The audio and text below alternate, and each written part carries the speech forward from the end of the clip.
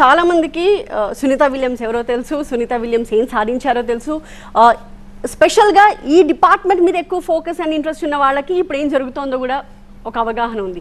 But for a common man Sunita Williams గురించి ఒక చిన్న బ్రీఫ్ మనం ఇద్దాము. ఆవిడ గతంలో చాలాసార్లు వెళ్ళినప్పటికీ ఈసారి ఎందుకు అంత ఇబ్బంది వస్తుంది? చిన్న profile on Sunita Williams. Alright, Sunita Williams profile గురించి ఒకసారి చూద్దాము. సునీత విలియమ్స్ ప్రస్థానం ఇది. నిజానికి భారత్కు గర్వకారణం ఆమె. 1988 నుంచి ఆమె నాసాలో వ్యోమగామిగా ఉన్నారు. 322 రోజులు అంతరిక్షంలో గడిపిన రికార్డు ఆమె పేరిట ఉంది.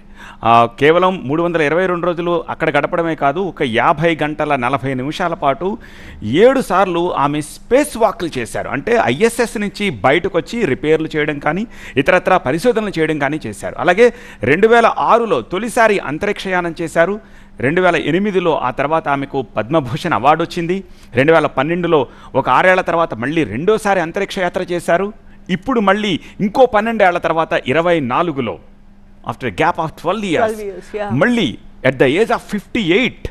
Just imagine.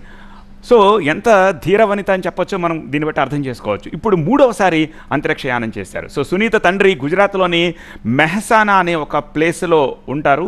సో భారతీయ మూలాలు ఉన్న సంతతికి సంబంధించిన సునీత విలియమ్స్ ఇప్పుడు అంతర్జాతీయ దృష్టిని ఆకర్షించారు.